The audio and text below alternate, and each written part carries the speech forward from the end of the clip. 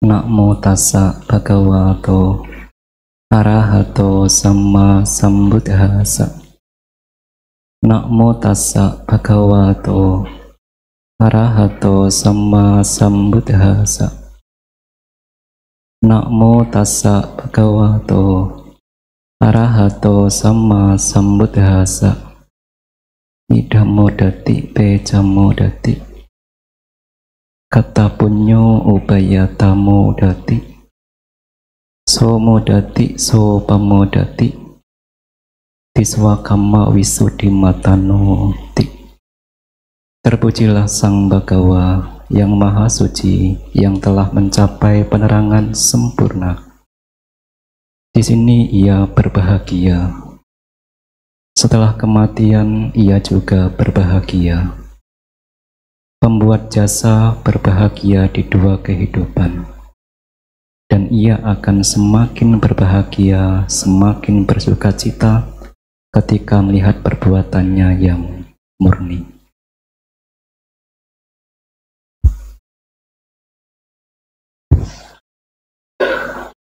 Pemimpin puja,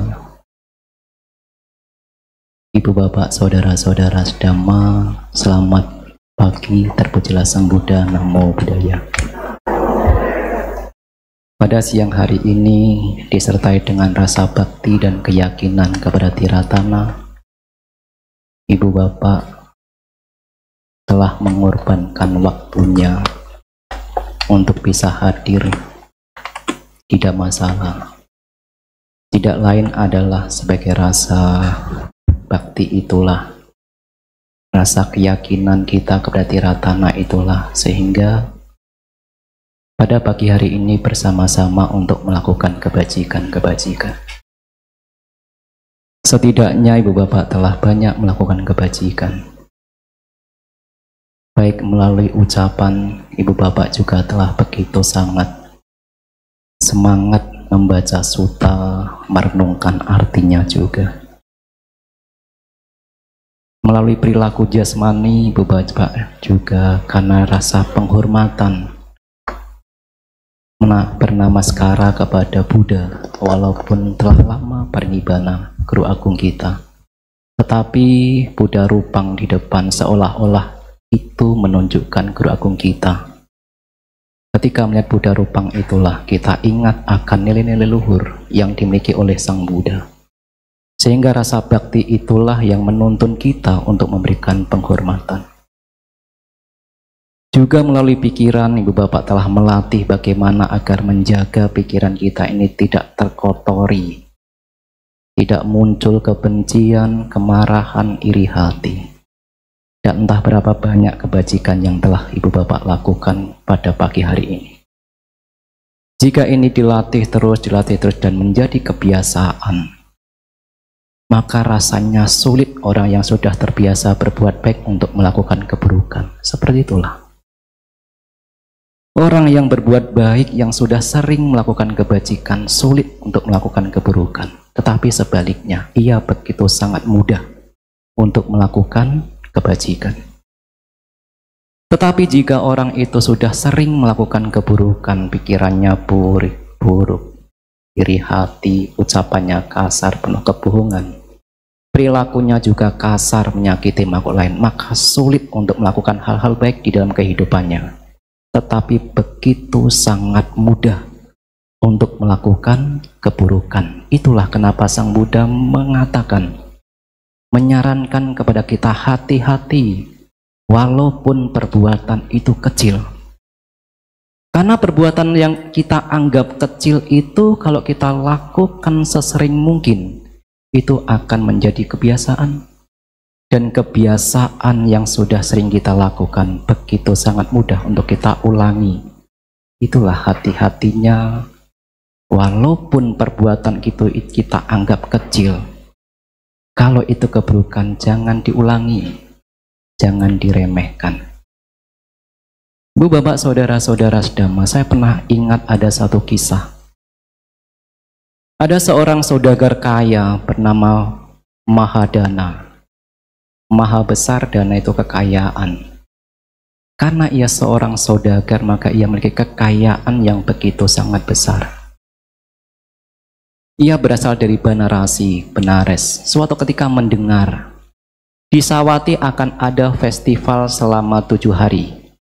Maka sebagai seorang saudagar, ia berpikir apa yang harus saya jual ketika ada festival di Sawati. Maka ia berpikir saya akan menjual kain-kain.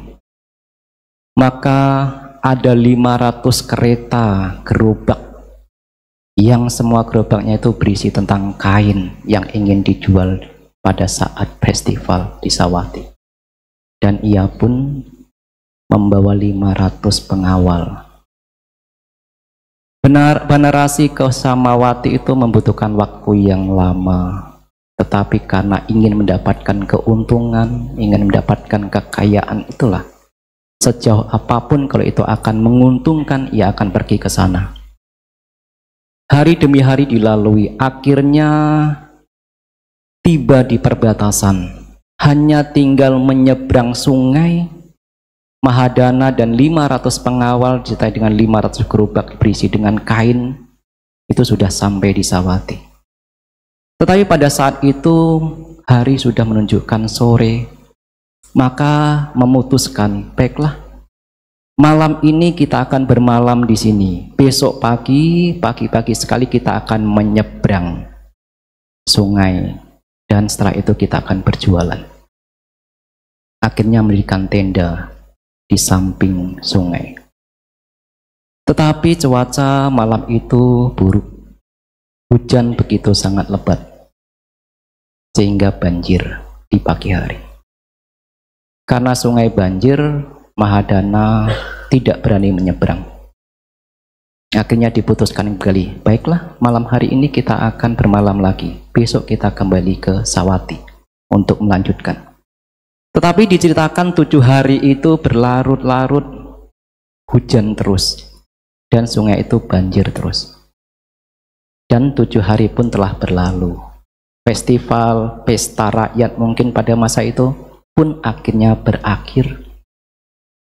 Mahadana yang mengetahui bahwa festival sudah berakhir berpikir, bagaimana ini? Apakah kita tetap harus pulang kembali ke Banarasi? Karena festivalnya, pesta rakyat ini sudah selesai.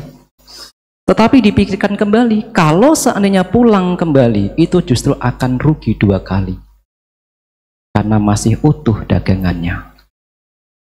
Maka diputuskan, baiklah, selama musim hujan ini kita akan berdiam di sini sambil menjual dagangan kita. Baru ketika dagangan-dagangan kita ini sudah habis terjual, kita akan kembali lagi ke Banarasi. Seperti itulah Mahadana menentukan, memutuskan untuk berdiam diri di situ sampai dagangannya habis total. Kebiasaan di pagi hari Sang Buddha berpindah patah disertai dengan Bante Ananda dan beberapa biku.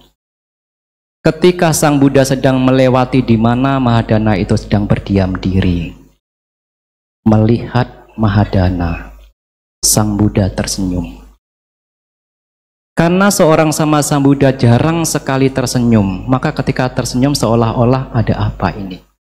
Karena jarangnya tersenyum itu, tertawa, oh tidak diceritakan, seorang sama Sang Buddha tidak tertawa, tersenyum jarang sekali. Maka ketika Bante Ananda melihat sama Sang Buddha tersenyum, yang bahkan itu sulit untuk ditemukan, pada saat itulah menjadi penasaran. Ibu bapak mungkin nanti kalau melihat istrinya tidak pernah tersenyum, melihat istrinya tersenyum, ada apa ini?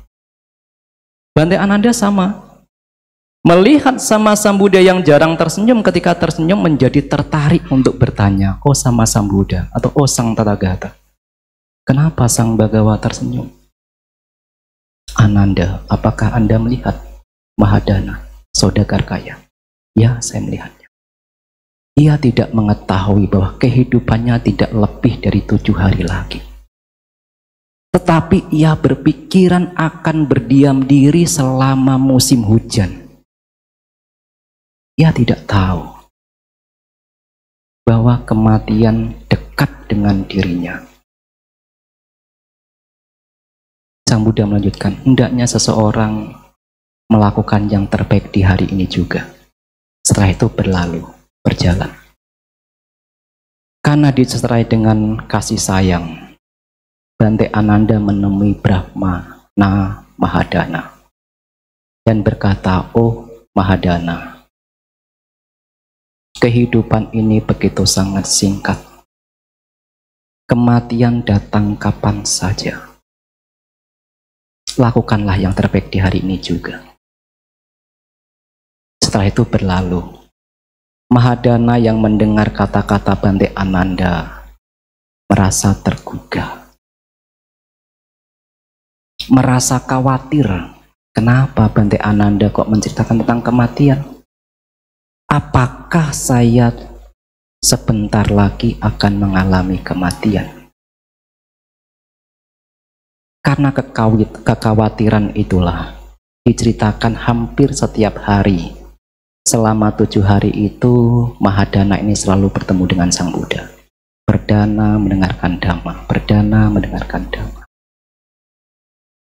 Seperti itulah mungkin ketika kehidupan ini sudah terdesak oleh kesulitan, baru kita ingat kepada Dhamma.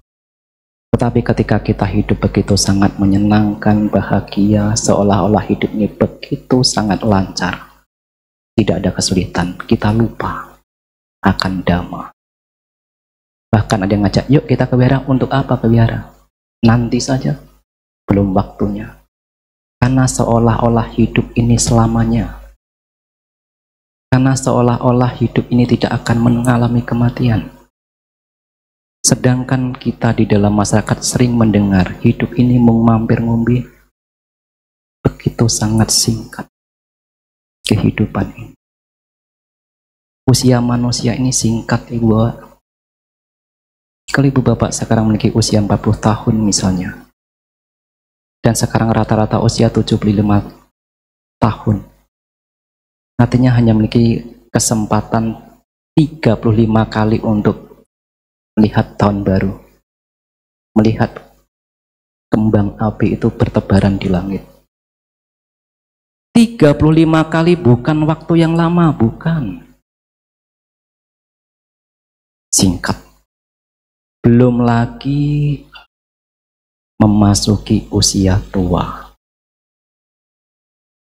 Usia tua ditunjuk Sang Buddha sebagai penderitaan. Mengakui atau tidak, kita pernah mendengar, aduh Bante, saya ini sudah tua. Seolah-olah jasmani saya ini sudah tidak bisa digerakkan. Saya tidak mampu lagi mendengar dengan begitu sangat jernih. Penglihatan saya mulai kabur. Ketika makan saya harus pelan-pelan. Ketika berjalan harus menggunakan tongkat. Betapa sangat terbebani dengan usia tua. Ibu bapak siap tidak untuk menghadapi usia tua? Semakin tidak siap menghadapi usia tua, penderitaan akan semakin datang. Dan ada satu lagi, penyakit. Tidak hanya kematian, tidak ada usia tua. 35 kali itu kan kalau kita sehat terus. Sedangkan jasmani kita ditunjuk sebagai tubuh yang penuh dengan penyakit. Para bijaksanawan menunjuk jasmani ini sarangnya penyakit. Penyakit yang paling ringan sampai yang terparah ada di tubuh kita. Mungkin batuk-batuk masih ringan. Masih ringan. Perut mules masih ringan. Sakit gigi mungkin masih ringan. Tapi kalau sudah makan harus menggunakan selang. Harus berbaring di ranjang. Pindah ke tempat harus dipopong. Seolah-olah sudah mengatakan, saya sudah tidak sanggup lagi. Adakah cara untuk mengakhiri kehidupan ini dari penderitaan? Tapi caranya kadang diambil dengan cara yang salah. 3 hal ini bahaya masa depan, Bu Bapak.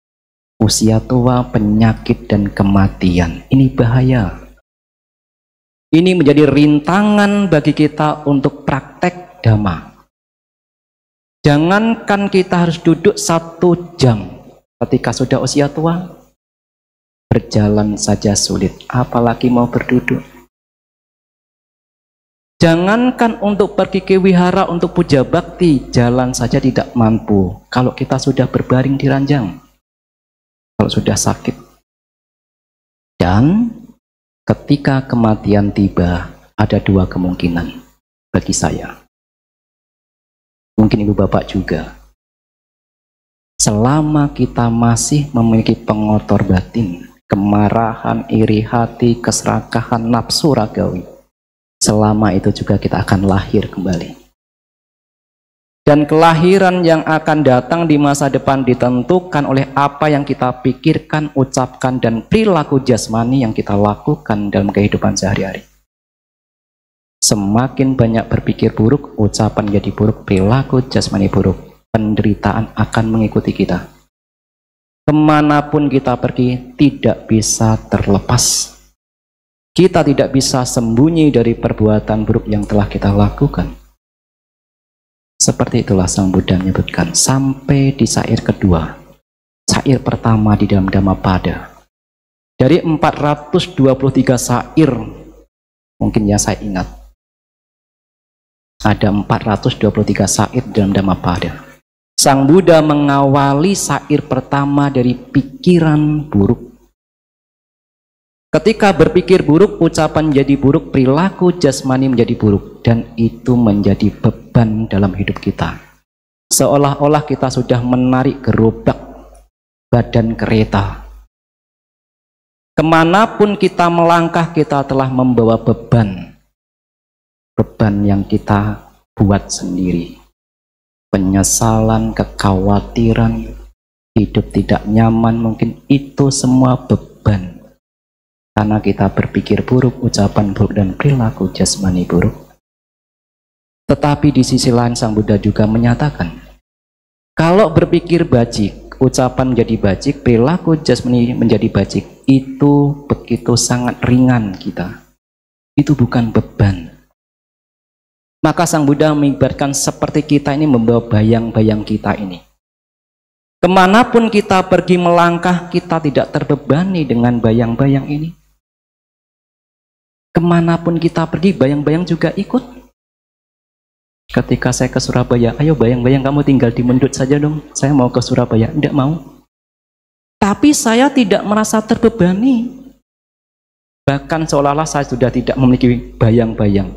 Karena begitu sangat ringannya. Itulah kebajikan yang kita lakukan. Tidak membebani diri kita. Lalu sekarang yang menjadi pertanyaan bagi kita adalah apa yang harus kita lakukan sebelum usia tua tiba, sebelum penyakit tiba, sebelum kematian tiba. Itu yang terpenting.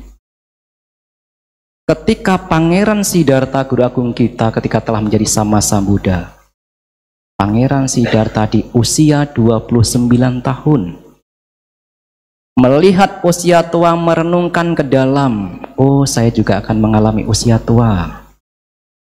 Saya tidak terbebas dari usia tua. Itu usia begitu sangat muda, 29 tahun. Saya tidak terbebas dari usia tua.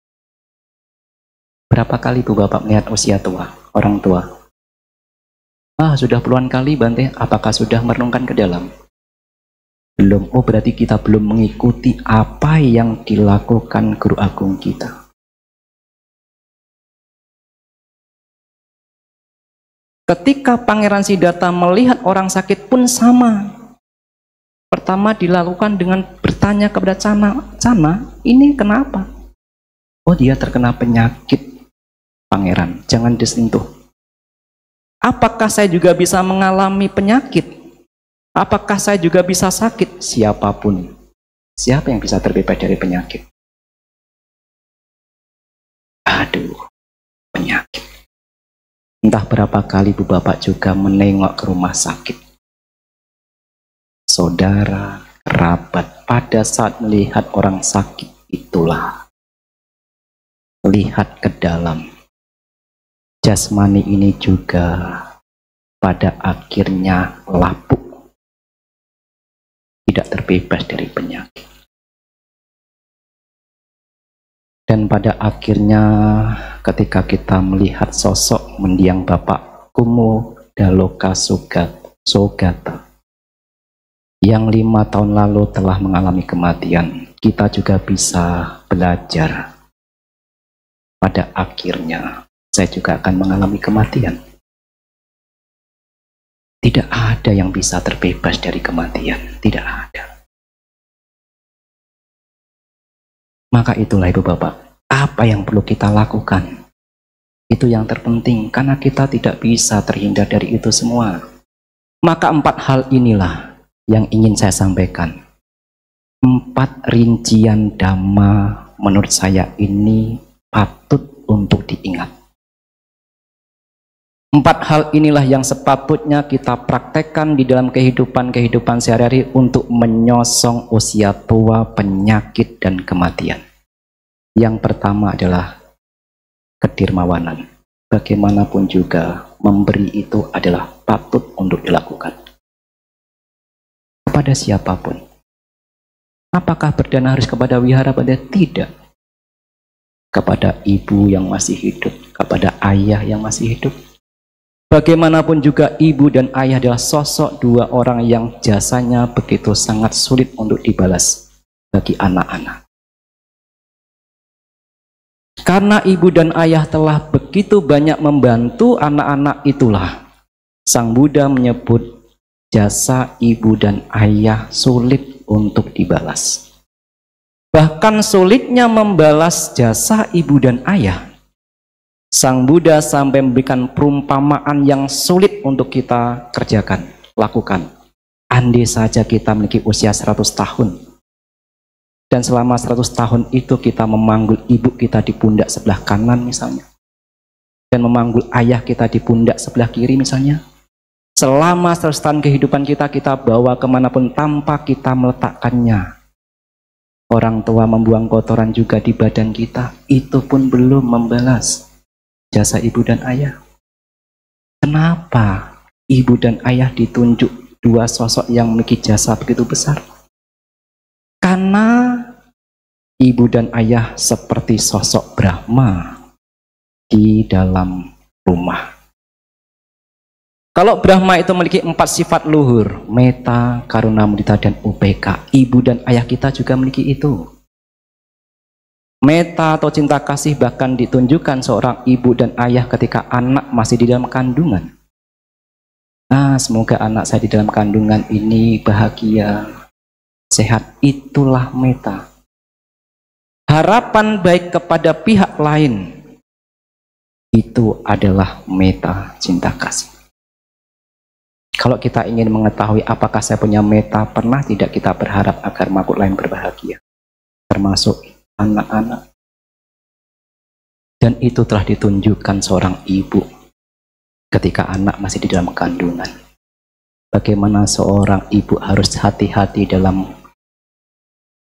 tidur, menggunakan pakaian juga harus hati-hati, makan juga harus hati-hati. Demi siapa? Demi anak yang ada di dalam kandung. Ketika anak ini telah lahir, mungkin saja ia menangis karena kelaparan, tetapi secepat mungkin orang tua akan mengambilkan makanan agar ia terbebas dari penderitaan kelaparan. Ketika anak-anak mungkin menangis karena kehausan, secepat itu juga ibu dan ayah ini mengambilkan minuman. Belum lagi ketika sakit harus diberi obat. Dan entah berapa banyak bantuan yang telah diberikan ibu dan ayah sejak lahir sampai dewasa. Itulah karuna, welas asih, ingin membebaskan anaknya dari penderitaan, kelaparan, penyakit, kehausan, kedinginan, dan lain sebagainya. Dan ketika anak-anak sudah dewasa misalnya, sudah mampu bekerja, ia mampu membeli sesuatu, apakah rumah misalnya. Ibu dan ayah menjadi orang yang begitu sangat tulus ikut berbahagia. Aduh, anak saya sudah mampu membeli rumah. saya bahagia. Itulah mudita, ikut bahagia atas pencapaian yang diperoleh anak-anaknya. Kerabat Anda, saudara Anda mungkin ikut berbahagia, mungkin. Tapi di depan Anda, di belakang Anda mungkin saja Anda dibicarakan, mampu beli rumah karena hutang bantai, nanti juga 1 tahun 2 tahun juga bisa diambil bank. Mungkin tidak, mungkin. Apalagi tetangga. Tapi ibu dan ayah sulit mencari di depan kita, memuji, di belakang mencela kita. Sulit. Ada, mungkin ada, tetapi tidak sebanding dengan yang baik kepada anak-anaknya. Apa yang diungkapkan di depan, itulah yang diungkapkan di belakang, ibu dan ayah. Ketika anaknya bahkan mendapatkan kesulitan, dicaci maki orang lain, bahkan ibu ayah juga mendapatkan, ikut merasakan sakitnya, perasaannya. Begitulah, ibu dan ayah itu telah ikut berbahagia ketika anak-anak telah mampu mencapai keberhasilan. Dan pada akhirnya mungkin saja karena kelalaiannya bagi seorang anak berkata kasar mungkin. Tetapi sebisa mungkin ibu dan ayah tidak ikut terseret dalam kebencian. Itulah UPK, bagaimana menjaga batinnya agar seimbang. Agar tidak ikut marah ketika anak-anak marah, agar tidak ikut membenci kepada anak-anak yang ketika itu membenci. Menjaga tetap teguh. Kasih sayang itu tetap dimunculkan. Cinta kasih itu tetap dimunculkan. Tidak ikut terseret ke dalam kebencian, kemarahan. Itulah UPK. Karena ibu dan ayah ini diibaratkan seperti sosok Brahma di dalam keluarga, ia patut mendapatkan penghormatan di rumah. Kalau ada seorang anak yang berperilaku buruk kepada ibu dan ayahnya, celakalah. Karena orang ini telah berjasa. Tetapi kalau ada anak-anak menjunjung tinggi derajat ibu dan ayahnya dan memendam dalam-dalam, dipendem jeru, pikul dhuwur pendem jeru. Kalau ada hal-hal di dalam rumah yang kurang menyenangkan, disimpan saja. Tidak harus disampaikan ke tetangga, aduh ibu saya seperti ini. Itulah kenapa jasa ibu dan ayah begitu sangat besar. Maka ketika sudah 5 tahun berlalu, tetapi ada anak-anak yang masih mengingat bahwa ibu, mungkin ayah kita telah lama mengalami kematian, tetapi tidak dilupakan. Ini sebagai rasa bakti dan sebagai ungkapan terima kasih dan untuk balas jasa, balas budi kepada ibu dan ayah. Sebetulnya itulah makna dari patidana. Balas budi. Ringkasan dhamma yang pertama, dana patut untuk diberikan. Bahkan kepada ibu dan ayah. Tapi ada yang kedua. Perilaku ini sederhana. Tetapi manfaatnya jauh lebih besar daripada berdana. Milikilah moralitas. Hindari pembunuhan. Hindari mencuri. Hindari berbuat asusila, hindari berbohong, hindari minum minuman keras. Bahkan ini manfaatnya jauh lebih besar. Apa bantai manfaat di kehidupan saat ini juga? Apa gunanya kehidupan yang akan datang? Saya tidak bisa melihat. Saya akan menunjukkan manfaat ketika kita memiliki sila di saat ini juga. Kalau seandainya ada 2 orang, yang satu ini suka membunuh, yang satu ini menghindari pembunuhan. Siapa yang akan dipuji di masyarakat? Ia yang membunuh ataukah yang menghindari pembunuhan? Yang menghindari pembunuhan itu pasti dipuji daripada yang membunuh. Itu manfaat secara langsung yang akan kita dapatkan di masyarakat. Nama baik kita tersebar luas di masyarakat. Oh, dia baik, menghindari pembunuhan. Itu manfaat. Kalau seandainya ada 2 orang, yang satu ini suka mencuri, yang satu ini tidak mencuri. Kalau seandainya ingin diajak kerjasama, disukai, mana kira-kira? Apakah ia memilih orang yang suka mencuri kalau ingin diajak kerjasama, ataukah ia yang menghindari pencurian? Yang menghindari pencurian itu akan diajak kerjasama. akan disukai. Dan entah berapa banyak manfaat-manfaat lain. Tidak harus menunggu ketika kita mengalami kematian. Apa yang kita lakukan di kehidupan saat ini juga kita bisa dapatkan. Seperti itulah damai yang dipraktekkan. Tak bersela waktu. Tidak harus menunggu. Tidak harus menunggu. Tapi apa yang kita pikirkan, ucapkan, perilaku jasmani bahkan bisa berbuah saat ini juga. Hindari pembunuhan, hindari pencurian. Hindari berbuat asusila, hindari berbohong, menfitnah, memecah belah, kata kasar, dan minum minuman keras. Ini jauh lebih bermanfaat. Apa gunanya mampu berdana kalau suka mencuri? Yang ketiga, adakah perbuatan sederhana yang bahkan manfaatnya jauh lebih unggul dibanding yang pertama dan kedua? Ada. Kembangkan meta, cinta kasih. Bahkan Sang Buddha menunjuk betapa sangat besar manfaat dari mengembangkan meta itu.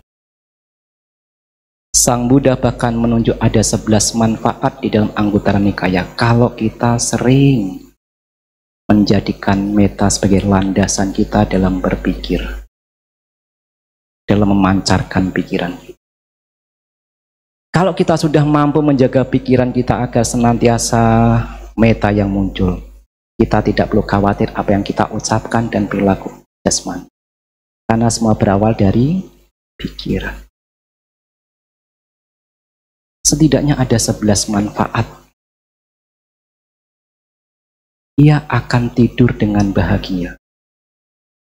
Karena diawali dengan pikiran yang penuh dengan cinta kasih. Ketika terjaga di malam hari juga terjaga dengan penuh kebahagiaan. Ia terhindar dari mimpi-mimpi buruk. Kalau kita malam hari mimpi buruk berarti harus mengecek kembali sebelum tidur. Apa yang saya pikirkan ini? Apakah ketika itu marah-marah sebelum tidur sehingga saya dikejar-kejar oleh mimpi-mimpi buruk? Dan ada 11 manfaat. Ibu Bapak bisa mengecek. Dan yang terakhir Ibu Bapak, 4 poin yang terakhir. Bahkan ini lebih bermanfaat, lebih unggul, lebih mulia dari yang pertama, kedua, dan ketiga. Anicca. Anicca ini dikembangkan Ibu Bapak. Apa sih yang kekal abadi? Bahkan yang dekat dengan diri kita saja tidak kekal, apalagi yang ada di luar diri kita. Jasmani kita selalu mengalami perubahan. Kita tidak punya kuasa terhadap jasmani ini.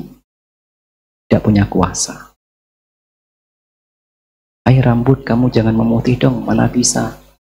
Kita tidak punya kuasa. Rambut pada akhirnya kalau memang sudah kondisinya memutih, pasti memutih.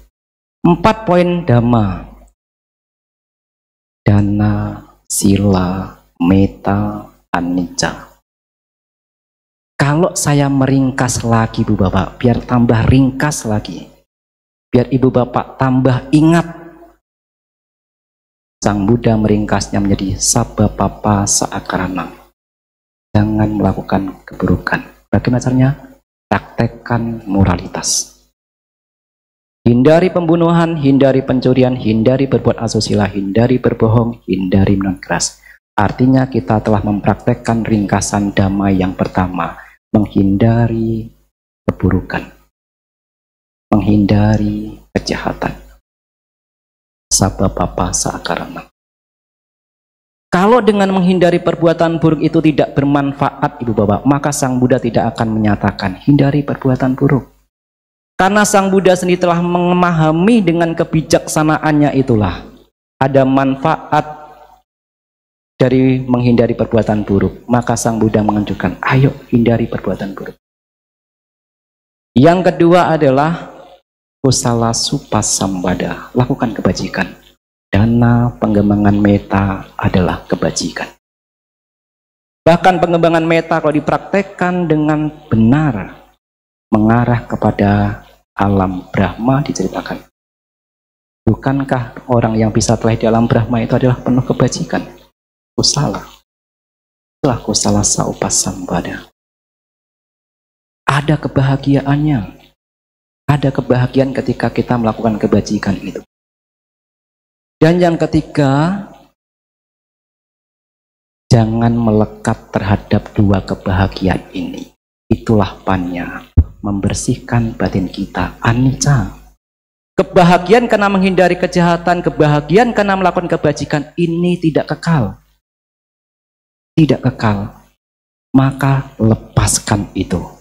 Dan batin kita akan bersih dari kemelekatan. Kalau yang bahagia karena nilai luhur saja kita lepaskan, apalagi yang bukan kebahagiaan dari nilai luhur. Apa kebahagiaan yang bukan dari nilai luhur? Kebahagiaan karena melihat benda yang indah, kebahagiaan karena mendengar suara yang merdu. Itu ada kebahagiaannya, tapi bukan dari nilai-nilai luhur. Tapi menghindari perbuatan buruk, melakukan kebajikan dengan mengembangkan meta, melakukan kedermawanan, itu dari kebajikan. Bahkan dari kebajikan yang muncul itu saja, kebahagiaan yang muncul dari kebajikan itu saja, kita juga harus melepasnya pelan-pelan, apalagi yang lain. 3 ringkasan dhamma. Sababapa saakaranang, hindari perbuatan buruk, ada kebahagiaannya. Kusala supasambada, kebahagiaan karena muncul dari kebajikan, melakukan kebajikan, ada kebahagiaannya. Dan bersihkan batin ini. Dari apa? Dari kemelekatan. Kalau sudah muncul kebahagiaan karena menghindari perbuatan buruk, kebahagiaan muncul karena melakukan kebajikan, dilepaskan. Dan kita tidak perlu lagi melekat. Itulah Ibu Bapak Saudara-saudara sedama yang bisa saya sampaikan pada pagi hari ini. Semoga kebajikan-kebajikan yang telah Ibu Bapak lakukan menjadi kondisi bagi Bapak Ibu untuk mendapatkan kesehatan yang baik. Semoga kita selalu maju di dalam dhamma, semoga semua makhluk berbahagia.